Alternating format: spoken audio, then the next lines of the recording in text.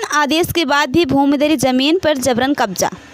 प्रतापगढ़ पट्टी कोतवाली क्षेत्र के लाखीपुर कपसा निवासी राजेश सिंह की भूमिधरी जमीन पर न्यायालय के स्थगत आदेश के बाद भी दबंगों द्वारा जबरन कब्जा किया जा रहा है।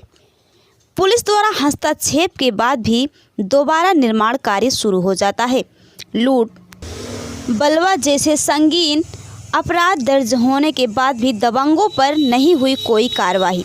शासन प्रशासन के आला अधिकारियों के साथ प्रदेश के कैबिनेट मंत्री राजेंद्र प्रताप सिंह मोती सिंह से न्याय की गुहार लगाने के बाद पीड़ित को नहीं मिल पा रहा न्याय, जिसे भुक्तभोगी अर्ध विक्षिप्त अवस्था में आ गया है। Report pi news team Pratapgarh. मेरा नाम राजेश कुमार सिंह है।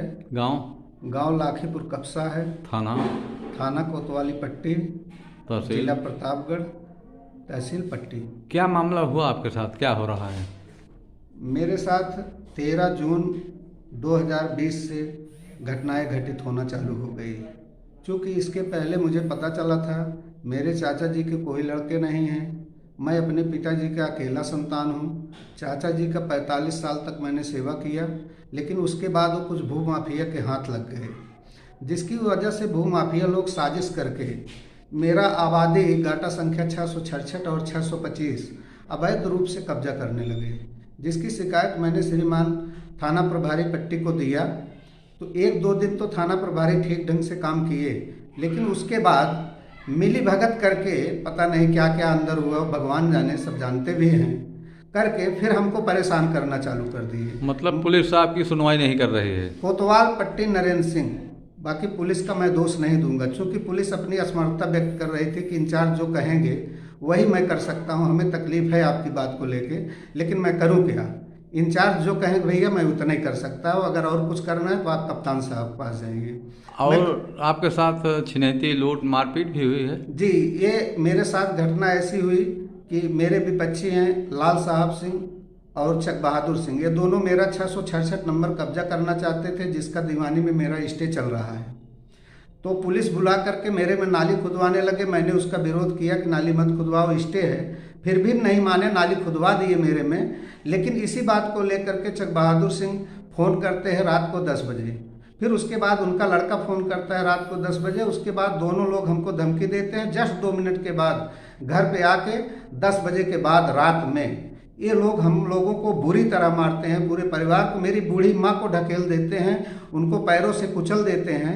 दरवाज़ा तोड़ करके मुझे जान से मारने की कोशिश की गई, उसी में मेरा चैन छिनैती भी कर लिया गया। मारपीट के दौरान बच्चों ने मुझे दरवाजे के अंदर बंद कर दिया, तब जाके मेरी जान बची। इसका मुकदमा दर्ज हुआ है? जी, मुकदमा नहीं दर्ज कर रहे थे, बोले ये धारा निकालो।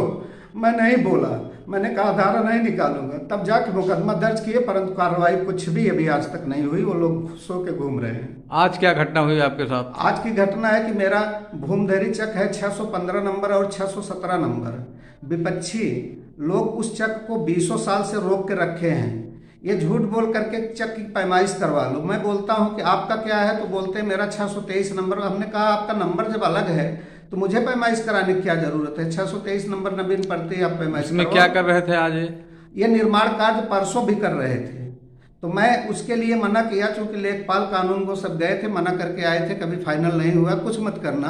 या साहिब की ड्यूटी भी लगी थी, चूंकि फोर्स भी गया था, संतोष यादव जी थे, उन्होंने भी मना किया, लेकिन निर्माण कार्य चालू किए। मैं आकर के पुलिस की मौजूदगी में निर्माण कार्य हुआ? नहीं, मौजूदगी में नहीं, वो जब मना करके चले आते थे तो उधर निर्माण कार्य चालू कर देते। पुलिस के आने के बाद जी पुनः निर्माण कार्य? जी, जब मैं फोन करता था तो मुझे बोला जाता था कि इंस्पेक्टर साहब के पास जाओ। आज क्या हो रहा था?